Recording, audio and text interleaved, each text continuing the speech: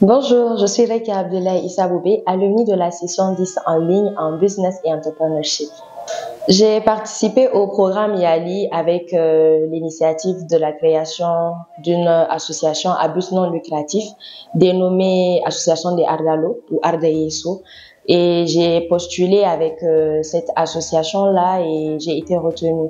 Donc l'association des Ardalo est une association à but non lucratif, comme je l'ai dit, qui travaille avec les orphelinats et les personnes en situation de handicap.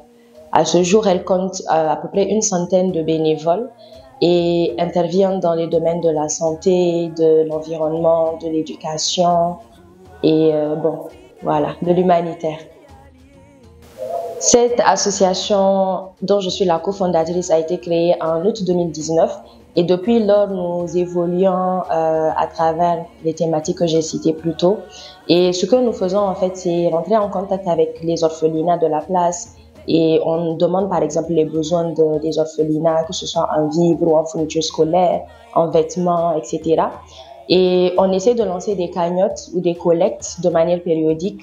On peut les étendre par exemple sur un mois et demi, 2 mois en fonction du besoin. Et ensuite, tout ce que l'on collecte, on offre à l'orphelinat en nature. On évite de donner de l'espèce pour éviter tout ce qui peut être détournement, etc. Donc, depuis la création de l'association et jusqu'à aujourd'hui, c'est ce que nous faisons. Nous lançons des cagnottes, c'est du crowdfunding que nous faisons, donc nous lançons des cagnottes en ligne, on fait des collectes de fonds, on fait des collectes en nature également, et à la fin de la collecte, on va vers l'orphelinat bénéficiaire et on fait une remise officielle. Dans le cadre de nos activités, nous avons quelques partenaires qui nous accompagnent. Nous avons un projet qu'on a lancé depuis la création de l'association qui s'appelle Moringa pour tous. C'était une tournée en fait de plantation de moringa qu'on faisait dans les orphelinats de Niamey. Donc chaque mois, on choisissait un orphelinat bénéficiaire. On partait faire la plantation de moringa avec les enfants et ensuite on les responsabilise et ça leur sert après de condiments. Enfin oui, c'est des aliments qu'ils peuvent manger et c'est également un médicament, le moringa. Donc nous avons des partenaires qui nous ont accompagnés, notamment AS Logistique qui nous a vraiment accompagnés chaque mois, que ce soit en nature ou en espèces, pour qu'on puisse mener à bien ces activités-là. Nous avons également ce qu'on appelle les grandes kermesses que nous organisons. Nous avons à notre actif 2 grandes kermesses organisées sur 2 ans dans 2 orphelinats différents, au cours desquelles on lance également des collectes et on fait des stands de jeux, etc. Et à la fin de la journée, tout ce qu'on a pu récolter comme fonds est remis à l'orphelinat bénéficiaire. Donc, nous organisons également des séances de dons de sang de manière périodique depuis 2 ans maintenant, où chaque 4 mois, nous nous rendons au centre régional transfusion sanguine et on fait des dons de sang pour aider les personnes qui sont dans le besoin. Donc, on va dire qu'avec toutes ces activités que nous avons, il est un peu difficile pour nous de concilier les dépenses parce que en fait, nous roulons toujours sur fonds propres et pour la plupart du temps, ce n'est pas facile. Ce sont les bénévoles qui contribuent. Nous avons quelques donateurs, quelques bienfaiteurs qui nous font des gestes de temps en temps. Mais on va dire que le plus grand défi auquel nous faisons face actuellement, c'est vraiment ça. On n'a pas vraiment de partenaires qui soient là, qui nous donnent de l'argent pour mener des activités. Et s'il y a quelque chose ou un aspect qu'on aimerait vraiment améliorer, je pense que ce serait cet aspect-là. À côté de cela, on a reçu à 2 reprises un financement de Mastercard et c'est la présidente sortante de l'exercice précédent qui avait participé à des compétitions. Elle a reçu des financements qu'elle a mis au profit de l'association.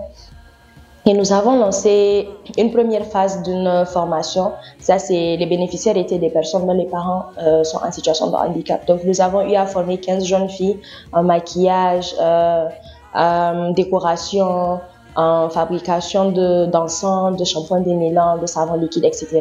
Donc, nous avons 15 filles qui ont été formées et elles sont du quartier Kwaratagi. Ensuite, nous avons reçu un deuxième financement récemment et les formations sont toujours en cours actuellement et nous avons 7 orphelins et 3 jeunes filles dont les parents sont en situation de handicap qui sont en train d'être formées, donc 10 au total. Nous avons couture pour femmes, couture pour hommes, on a climatisation froid, nous avons artisanat. Certains ont déjà fini leur formation. Il y a également le maquillage. Certains ont fini leur formation, d'autres sont toujours en train de suivre la formation. Mais on va dire que les plus grands projets qu'on a eu à réaliser, ce sont ces deux-là, à côté de tout ce qui est crowdfunding que nous faisons de manière périodique. Donc, je vous invite à nous suivre sur les réseaux sociaux, que ce soit sur YouTube, Facebook, Instagram, Twitter. Nous sommes présents. LinkedIn également, c'est Ardayeso, tout simplement. Et vous allez voir les activités que nous avons eu à mener. Et si vous voulez aider les personnes en situation de handicap, si vous voulez aider les orphelinats, sachez que nous sommes un pont entre vous et eux, entre les bénéficiaires et les donateurs. Donc, n'hésitez surtout pas à nous contacter. N'hésitez pas à nous aider avec des conseils parce que, comme je l'ai dit tantôt, nous avons des défis que nous essayons de relever. Donc, si vous avez des conseils à nous donner allant dans ce sens, nous sommes preneurs. N'hésitez surtout pas à nous écrire, à nous inviter. On va expliquer ce que nous faisons au quotidien et peut-être qu'on va bénéficier d'une aide qui pourra nous faire grandir davantage.